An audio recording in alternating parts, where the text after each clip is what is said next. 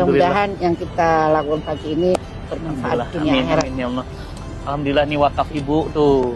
Ibu wakaf. Masya Allah. Udah selesai semuanya. Masya Tinggal Allah. dikit lagi Bu, mohon doanya. Ini bangunan utamanya. Masya Allah. Ini beliau Insya Allah, ini Masya Allah. Niat baik selalu dimudahkan Allah. Wakif yang luar biasa. Ya. Dan bukan cuma di sini, di mana-mana wakafnya. Dan nilainya wow. Masya Allah. Menyemangati mereka Ustaz. Kita mau ngeliat ke dalam Bu. Ayo, Masya oke. Allah. Pertama kali ketemu ibu tuh kaget. Tampilannya biasa, ikut majelis taklim, Iya. duduk di bawah. Masya Allah. Lah kok tiba-tiba ngasihnya miliar gitu. Nggak Nggak percaya Bu. percaya ya Ustaz ya. Karena Masya gimana bisa? Karena kan orang tuh Nggak semua. kenal Nah, juga. Satu, kedua orang tuh semua ngeliat tampilan Bu. Di Masya. tanah 5.000 meter, Oke. diwakafkan oleh satu orang, nilainya 100 miliar. Dan alhamdulillah wakafnya beliau juga ada di sini, wakafnya antum teman-teman ada di sini. Ini santri putri, tempat bawah makan, atasnya kamar, ini ruang belajar atasnya. Alhamdulillah, dan selesai kurang dari 3 tahun. Masya Allah. Alhamdulillah. Itu salah satu bukti kebesaran Allah. Allahu Akbar. Bu Aisyah, Ya Ustaz. saya gak akan pernah bisa lupa pertama kali ketemu ibu. Masya Karena saya hadir waktu itu dalam tanda kutip manusiawi Bu, kecewa. Saya biasanya kalau hadir jamaah itu selalu banyak, bludak gitu. Tiba-tiba pas datang cuma 7 orang. Itulah manusia, saya manusia biasa. Ketika datanglah 7 orang, saya mau galang dana wakaf untuk pesantren saya gimana.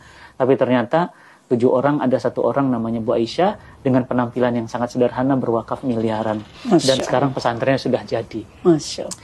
Bu, saya juga ingin tahu, ibu wakaf dengan nilai yang sebesar itu ada rasa seperti apa Bu? Nggak sayang, itu kan uang bisa beli rumah, bisa beli mobil Forsi, Lamborghini. Allah menitipkan harta kan bukan buat kita beli kapal pesiar, buat beli tas Hermes. Walaupun bisa, ada teman saya sindir, kamu tuh terlalu bangga dikasih duit anakmu segitu. Beli dong tas Hermes 1 Hermes. Saya bilang kalau saya dikasih uang untuk beli Hermes, saya panggil yayasan bangun masjid aja. Saya tidak punya tas branded, saya tidak punya, sama sekali tidak.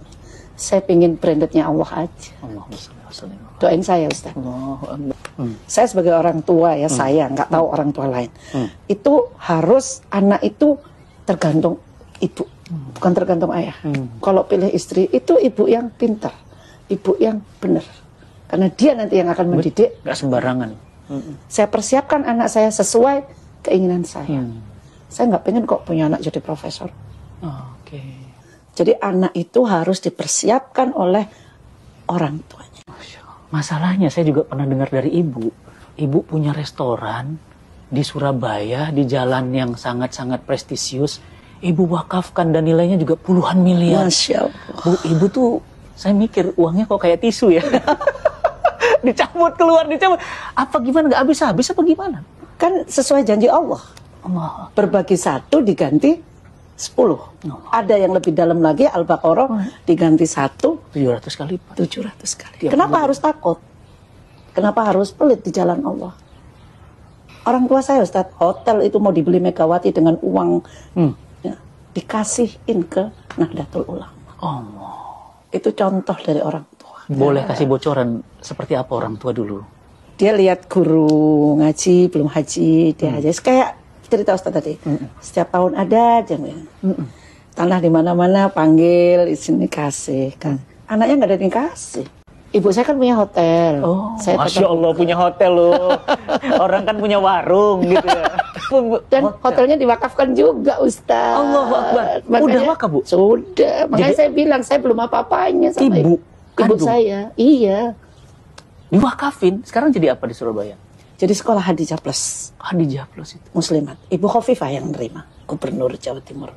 Saya pelongo-pelongo ini luar biasa. Allah. Tapi saya tekankan, semakin kamu berbagi, kamu semakin bahagia.